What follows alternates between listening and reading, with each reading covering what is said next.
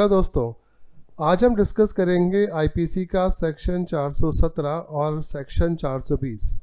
IPC यानी कि Indian penal code यानी कि भारतीय दंड संहिता 1860 में चीटिंग को डिफाइन किया गया है और चीटिंग के पनिशमेंट को बताया गया है आईपीसी के सेक्शन 417 में, और 420 में बताया गया है कि अगर चीटिंग जो है वो डिसऑनेस्ट एंड फ्रॉडुलेंट इंटेंशन को लेके होती है और यहाँ पर डिलीवरी ऑफ गुड्स होती है तो सेक्शन 420 आईपीसी का लगेगा।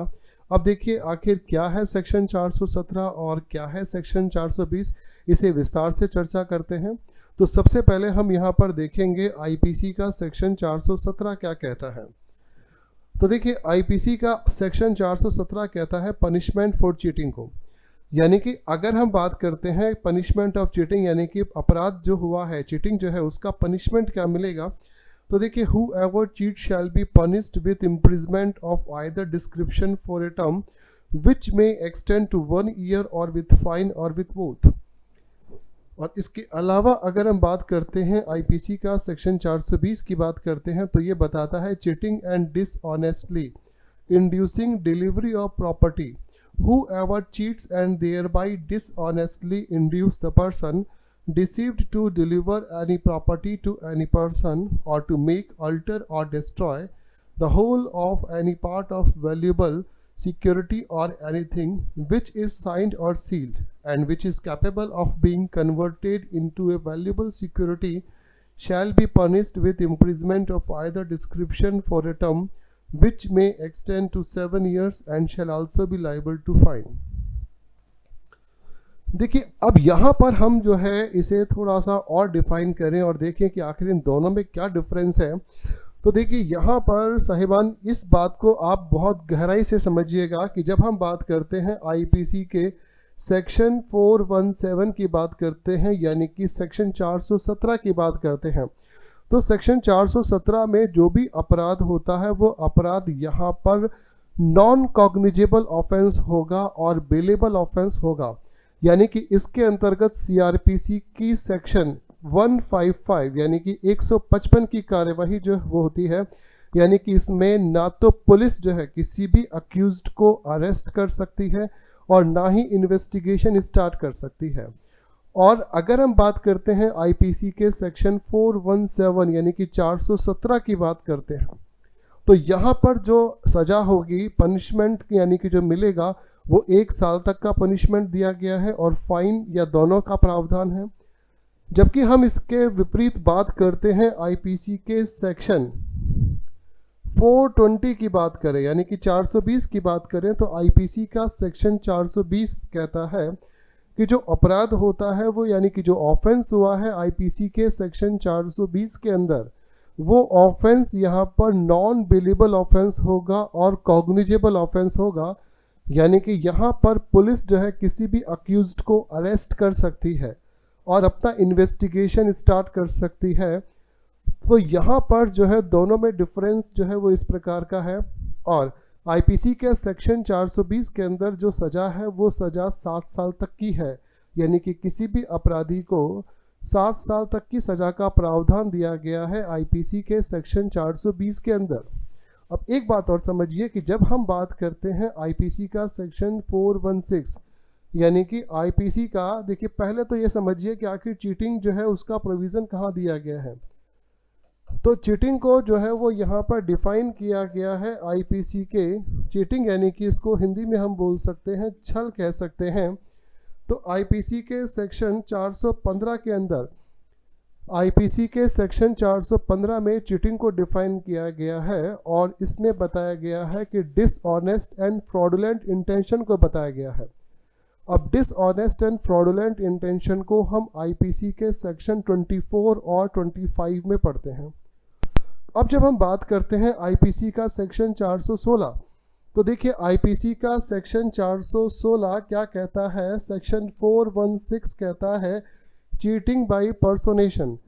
यानी कि प्रतिरूपण के द्वारा छल की बात करता है। आईपीसी का सेक्शन 416 ये कहता है और इसका पनिशमेंट यानी कि इसकी सज़ा का प्रावधान दिया गया है आईपीसी के सेक्शन 419 में इसका प्रावधान दिया गया है। तो सेक्शन 416 की सज़ा यानी कि इसका पनिशमेंट जो है वो दिया गया है सेक्शन 419 के अंदर जो है वो दिया गया है। अब अगर यहाँ पर आप थोड़ा सा भी अंतर समझें तो यहाँ पर ये पता लग सकता है कि आईपीसी का सेक्शन 417 नॉन सीरियस ऑफेंस को बताता है, जबकि आईपीसी का सेक्शन 420 जो है वो सीरियस ऑफेंस को बताता है, क्योंकि दोनों में अपराध का ग्रीवेंस अलग है और सज़ा का प्रावधान जो है वो भी अलग अलग दिया गया है।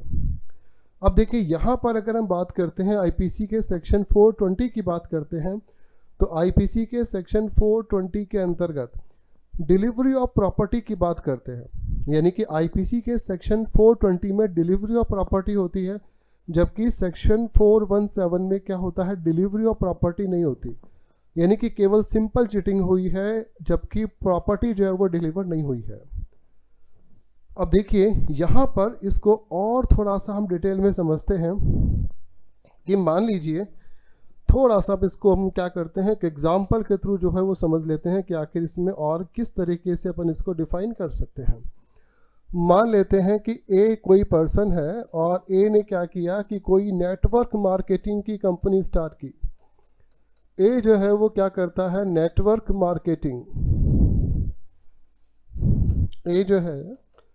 वो एक नेटवर्क मार्केटिंग की कंपनी जो है वो स्टार्ट करता है और ए जो है वो जाता है बी के पास में। ए ने क्या किया, बी के पास गया, ए जो है वो सी के पास जाता है और ए जाता है डी के पास।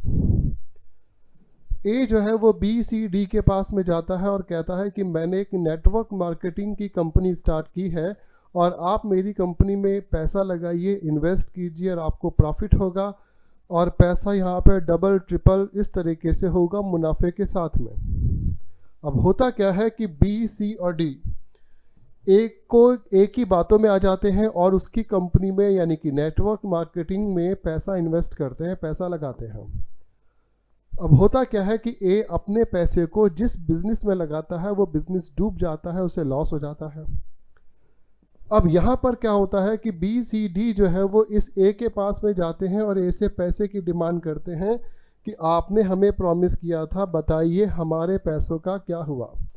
आपने हमें प्रॉमिस किया था, अब बताएं हमारे पैसों का क्या हुआ, आप हमें कब पैसे रिटर्न करेंगे।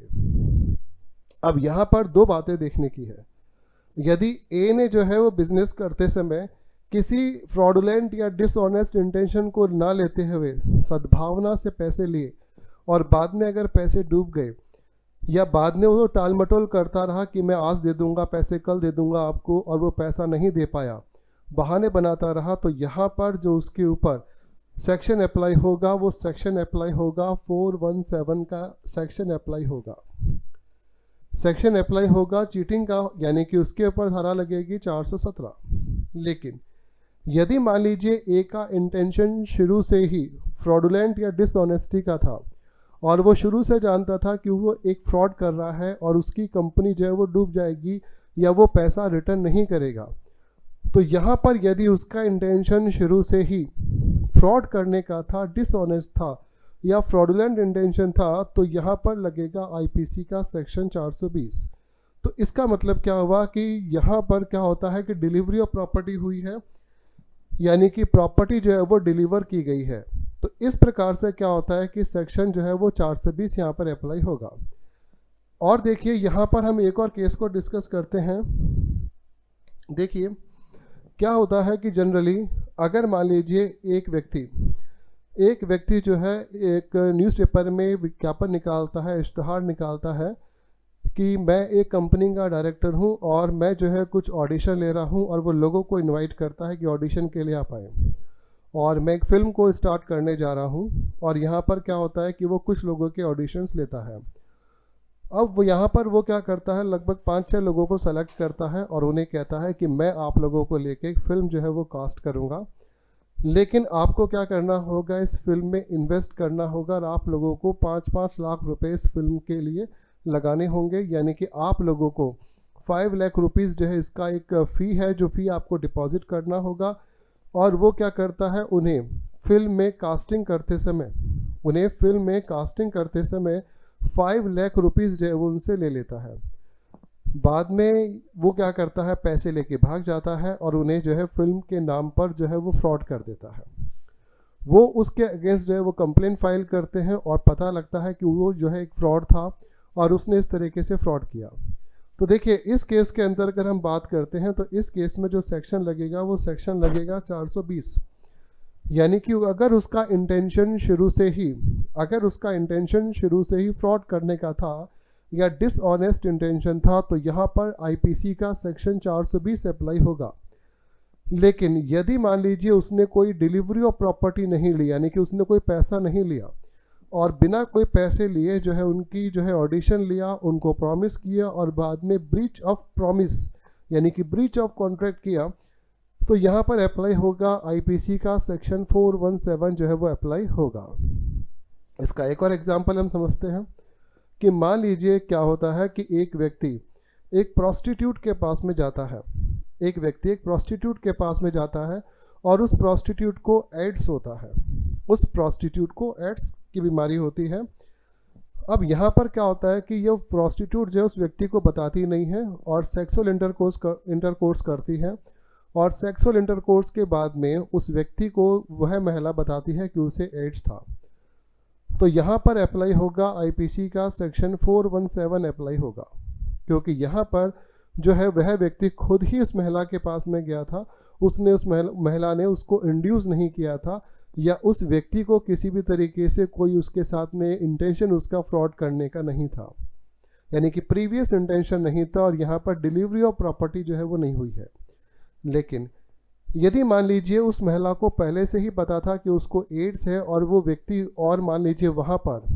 जिस जगह पे वो महिला रहती है वहाँ पर अगर और भी लोग रहते हैं और भी महिलाएं हैं, उन सबको अगर एड्स है और वो महिला कहती है कि भाई मुझे एड्स की बीमारी नहीं है, इन सबको एड्स की बीमारी है, आप मेरे पास में आ जाओ, और वो महिला जो है उस व्यक्ति के साथ में इंटरकोर्स करती है, तो इस प्रकार इस केस में सेक्शन आईपीसी का सेक्शन 420 अप्लाई होगा, क्योंकि यहाँ पर ये माना जाएगा कि उस महिला का जो इंटेंशन था वो शुरू से ही डिसऑनेस्ट और फ्रॉडुलेंट इंटेंशन था, क्योंकि उसने जो है वो तथ्यों को छिपाया है और उसको पता था कि उसको एड्स है और उस व्यक्ति को भी उससे ये बीमारी हो जाएगी। तो यहाँ पर आईपीसी का सेक्शन 420 अप्लाई होता है। एक और केस में देखते हैं कि एक बार क्या होता है कि एक व्यक्ति जो है वो एक सिनेमा हॉल यानी कि थिएटर के बाहर एक विज्ञापन लगाता है कि मेरे सिनेमा हॉल में एयर कंडीशन लगा हुआ है और फिल्म जो है बाकायदा एयर कंडीशन एटमॉस्फेयर में आपको देखने को मिलेगी। इस बिहाफ पर बहुत सारे लोग जो है वो आते हैं, टिकट परचेज करते हैं और फिल्म देखने के लिए चले जाते हैं। होता क्या है, वह व्यक्ति जो है वो सिनेमा हॉल में जैसे ही फिल्म स्टार्ट होती है तो आधे घंटे के बाद में यानी कि हाफ आवर के बाद में ही वो सिनेमा हॉल में से अपने एसी को बंद कर देता है। अब ये मान के चलिए कि जिस व्यक्ति ने टिकट परचेज किया है और जो फिल्म देख रहा है वो सिनेमा हॉल से बाहर नहीं आ सकता। कुछ लोगों ने उसके अगेंस्ट जाके कोर्ट में कंप्लेन फाइल की और यहाँ पर जो केस लगा वो लगा आईपीसी का सेक्शन 420 लगा, क्योंकि यहाँ पर कोर्ट ने माना कि उस व्यक्ति का जो इंटेंशन था वो डिसऑनेस्ट और फ्रॉडुलेंट इंटेंशन था। देखिए अगर हम बात करते हैं प्रॉपर्टी की बात करते हैं तो जैसे मान लीजिए कि रजिस्ट्री की बात अगर की जाती है तो देखिए अगर कोई भी व्यक्ति फर्जी रजिस्ट्री करता है, अगर मान लीजिए फर्जी रजिस्ट्री करता है तो यहाँ पर क्या है, झूठ बोलकर अगर रजिस्ट्री की जाती है और प्रॉपर्टी जो है वो बहुत ही नॉमिनल प्रॉपर्टी अगर होती है तब तो क्या लगेगा, सेक्शन 417 लगेगा। लेकिन यदि मान लीजिए प्रॉपर्टी जो है उसमें शुरू से ही फ्रॉड हुआ है और अगर रजिस्ट्री जो है वो फर्जी रजिस्ट्री हुई है तो यहाँ पर आईपीसी का जो सेक्शन है 420 लगेगा और 420 के साथ में आईपीसी का सेक्शन 467 और 471 दोनों ही अप्लाई होंगे, क्योंकि यहाँ पर ये माना जाएगा कि डिसऑनेस्ट एंड फ्रॉडुलेंट इंटेंशन हुआ है और उसके साथ में डिलीवरी ऑफ प्रॉपर्टी जो है वो हुई है। अब आप अगर यहाँ पर समझें, देखिए अगर आप यहाँ पर समझें तो आईपीसी के सेक्शन 417, आईपीसी का जो सेक्शन है 417 और आईपीसी का सेक्शन 420, उसमें अगर बेसिक डिफरेंस को अगर देखा जाए तो 417 में क्या होता है, डिलीवरी ऑफ प्रॉपर्टी नहीं होती है, जबकि आईपीसी के सेक्शन 420 में क्या होता है, डिलीवरी ऑफ प्रॉपर्टी होती है। देखिए इसको थोड़ा सा और समझते हैं कि अगर मान लीजिए एक व्यक्ति जो है वो क्या करता है कि सेल्समैन होता है एक व्यक्ति, और वो क्या करता है कि झूठ बोलकर किसी भी चीज़ को बेचता है। अगर मान लीजिए कोई सेल्समैन है, कोई मार्केटिंग एग्जीक्यूटिव है, और वो अपनी वस्तुओं को बेचने के लिए किसी भी प्रकार से झूठ बोलता है, या वो जो है लोगों को आकर्षित करने के लिए बड़े बड़े वायदे करता है, बड़े बड़े प्रॉमिस करता है, तो यहाँ पर आईपीसी का सेक्शन 417 अप्लाई नहीं होगा, क्योंकि यहाँ पर ये माना जाएगा कि उसने कोई ऑफेंस नहीं किया है। क्योंकि सामान्यतः कस्टमर या कंज्यूमर जो भी लोग हैं वो सब ये जानते हैं कि यह व्यक्ति अपना काम है, इसका जॉब है सेल्स या मार्केटिंग का, और सेल्स और मार्केटिंग वाले कई बार क्या होता है झूठ भी बोलते हैं, यानी कि जो सच नहीं होता वो क्या करते हैं, उस किसी भी झूठ बात को सच बोल के यानी कि उसको बढ़ा चढ़ा के बेचने की कोशिश करते हैं। अब देखिए यदि मान लीजिए एक लड़का और लड़की, एक और केस है, यदि मान लीजिए एक लड़का और लड़की हैं और उनके बीच में अगर सेक्सुअल इंटरकोर्स हो जाता है, और लड़की जो है वो लड़के के ऊपर आरोप लगाती है कि इसने मेरे साथ में रेप किया है, तो यहाँ पर ये देखना होगा कि वास्तव में रेप हुआ है या नहीं हुआ है। तो देखिए क्या होता है कि जब भी कोई लड़की किसी लड़के के अगेंस्ट कोई कंप्लेंट फाइल करती है और यहाँ पर ये कहती है कि लड़के ने मेरे साथ में रेप किया है, तो यहाँ पर अगर जो है इन्वेस्टिगेशन में ये पता लगता है कि उन दोनों के बीच में रिलेशन लंबे समय से थे, और यहाँ पर जो रेप हुआ है या जो इन दोनों के बीच में जो सेक्सुअल इंटरकोर्स हुआ है वो वाकई रेप की घटना नहीं है, क्योंकि दोनों के रिलेशनशिप थे और दोनों जो है लिव इन रिलेशनशिप में रह रहे थे। और लड़की ने जो कंप्लेन की है, लड़की ने कंप्लेन जो की है वो एक लंबे समय के बाद की है, यानी कि सेक्सुअल इंटरकोर्स होने के बहुत समय के बाद जाके जो है कंप्लेन की है। तो यहाँ पर आईपीसी का सेक्शन 376 अप्लाई नहीं होगा, यानी कि पूरी तरीके से इस बात को खारिज कर दिया जाएगा कि लड़की की कंसेंट यहाँ पर नहीं थी, ऐसा नहीं माना जाएगा, यानी कि दोनों की एक इम्प्लाइड कंसेंट थी। और इस प्रकार से यदि कोई लड़की किसी लड़के के साथ में सेक्सुअल इंटरकोर्स करती है तो ये माना जाएगा कि लड़की भी ये जानती थी कि वो प्रेग्नेंट हो सकती है, या अगर मान लीजिए किसी लड़के ने किसी लड़की से शादी का वायदा किया, प्रॉमिस किया और उसके बीच बाद में प्रॉमिस तोड़ दिया, तो लड़की अगर ये जानती थी कि हो सकता है कि वो उस लड़के के साथ में जो सेक्सुअल इंटरकोर्स कर रही है, तो लड़का उसके साथ में शादी कर भी सकता है, नहीं भी कर सकता, या वो प्रेग्नेंट हो भी सकती है। तो जब लड़की को इस बारे में सब कुछ मालूम था तो यहाँ पर सेक्शन 417 अप्लाई होगा, ऐसा नहीं माना जाएगा। लेकिन सेक्शन 420 के लिए ग्राउंड कब बनेगा, यदि मान लीजिए किसी भी प्रकार की कोई प्रॉपर्टी डिलीवर हुई है, यानी कि लड़के ने अगर लड़की से शादी के नाम पर कुछ जेवरात, कुछ ज्वेलरी, कुछ पैसे या कुछ गहने या कुछ भी चीज़ अगर ले ली है और बाद में वो शादी करने से मना करता है,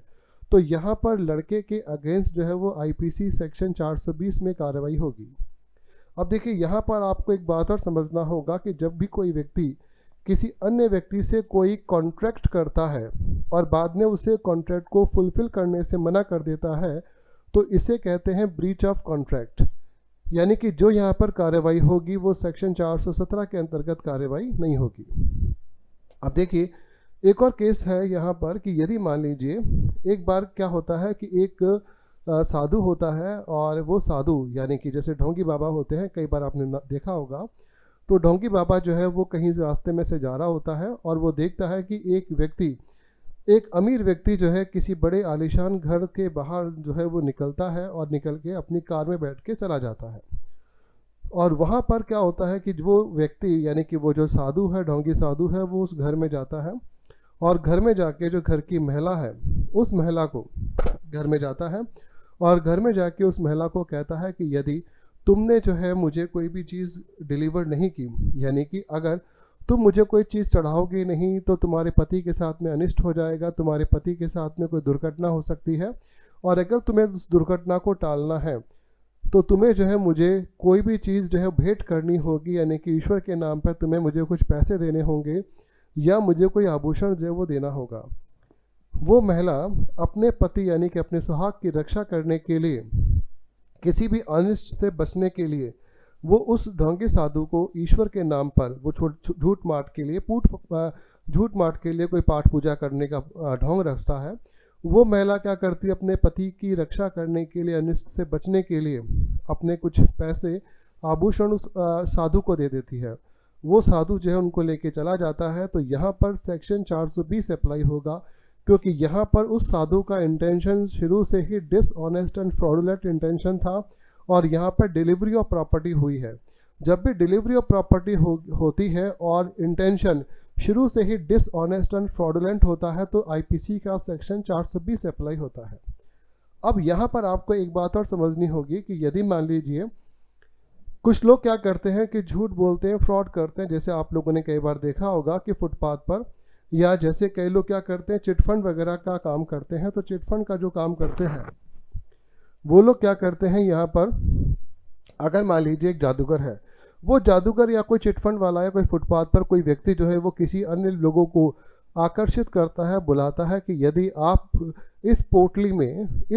में एक जादुई राख है और यदि आप इस पोटली में 1000 रुपये डालते हो, यानी पहले की बात है जब 1000 रुपीज़ यानी कि 1000 रुपये डालते हो तो 1000 रुपये जो है वो डबल हो जाएंगे, 2000 हो जाएंगे। और वो क्या करता है, उसमें पहले से 2000 रुपये होते हैं तो 1000 रुपये होते हैं, तो वो क्या करता है 1000 रुपये का नोट उसमें डालता है और पोटली बंद कर देता है। और थोड़ी देर बाद जब पोटली खोलता है तो उसमें 1000 के 2 नोट निकलते हैं। लोग जो है आकर्षित हो जाते हैं और वो क्या करते हैं कि एक व्यक्ति जो है उस पोटली में 1000 रुपये जो है वो डालता है। वो कहता है कि ठीक है, तुमने 1000 रुपये डाले हैं, अब तुम एक काम करो, यहाँ से चले जाओ और तुम 10 मिनट के बाद आओगे तो यहाँ पर पोटली में क्या होगा, तुम्हें 2000 रुपये मिलेंगे। वह व्यक्ति वहाँ से चला जाता है और थोड़ी देर बाद जब आता है तो ना तो वह व्यक्ति मिलता है ना पोटली मिलती है। इसका मतलब है कि उस व्यक्ति ने यहाँ पर आईपीसी सेक्शन 420 के अंतर्गत अपराध किया है, यानी कि उसका इंटेंशन यहाँ पर डिसऑनेस्ट था, फ्रॉड करने का था और यहाँ पर जो है डिलीवरी ऑफ प्रॉपर्टी हुई है। तो देखिए आईपीसी सेक्शन 417 और आईपीसी सेक्शन 420 के अंतर्गत अगर हम अपराध की बात करें तो यहाँ पे चीटिंग का अपराध होता है, लेकिन आईपीसी सेक्शन 417 में डिलीवरी ऑफ प्रॉपर्टी नहीं होती, जबकि आईपीसी के सेक्शन 420 में डिलीवरी ऑफ प्रॉपर्टी होती है। यदि देखा जाए तो दोनों में बहुत ही माइनर अंतर दिखाई देता है, लेकिन अगर गहनता से देखें तो इनमें अंतर है।